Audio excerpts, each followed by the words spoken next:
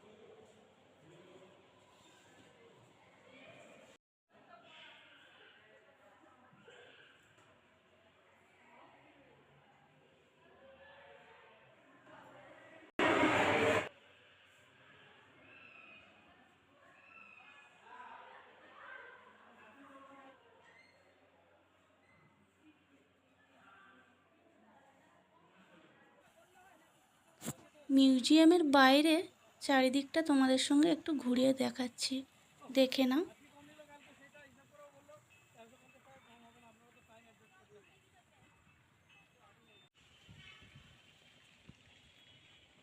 এখানে কিন্তু আমরা আরও দুটো শো দেখেছিলাম, কিন্তু সেখানে মোবাইলে ভিডিও করা অ্যালাউ ছিল না, সেই জন্য তোমাদের সঙ্গে শেয়ার করতে পারিনি।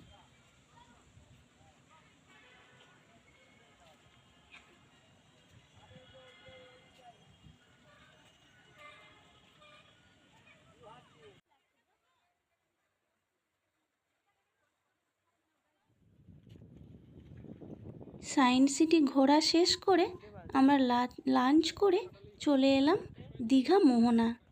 এখানে এসে বেশ ভালো লাগছিল। আর আমরা প্রায় 3টের দিকে এসছিলাম। আর সকালের দিকে এলে এখানে নাকি মাছের আড়ত বসে, প্রচুর মাছ দেখা যায়। তো আমাদের আবার 6টায় ট্রেন আছে। তো এরপর আমরা এখান থেকে ঘুরে দীঘা স্টেশনে চলে যাব সরাসরি।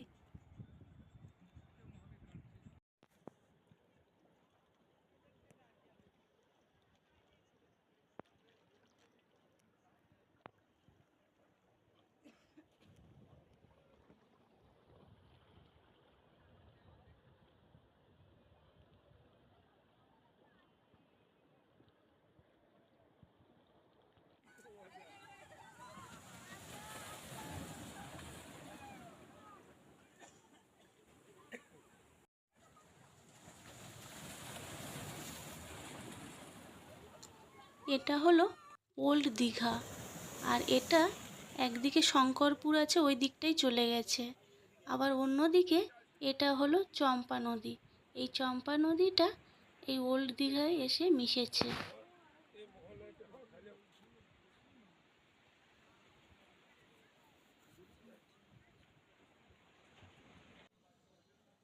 এখন আমরা চলে এসেছি দীঘা স্টেশনে। আর এখানে এসে শুনছি এখানকার প্রত্যেকটা ট্রেন নাকি খুব লেট করে। শুনেই তো মন খারাপ হয়ে গেল। ভাবছি আমাদের ট্রেনটা ঠিকঠাক সময়ে ঢুকবে তো। আর স্টেশনে এসে দেখছি পুরীর যে জগন্নাথ মন্দির এখানে ওই যে বানিয়েছিল ওরকম, সেটা একদম কাছে স্টেশন থেকে দেখা যাচ্ছে। চলো জুম করে দেখাই।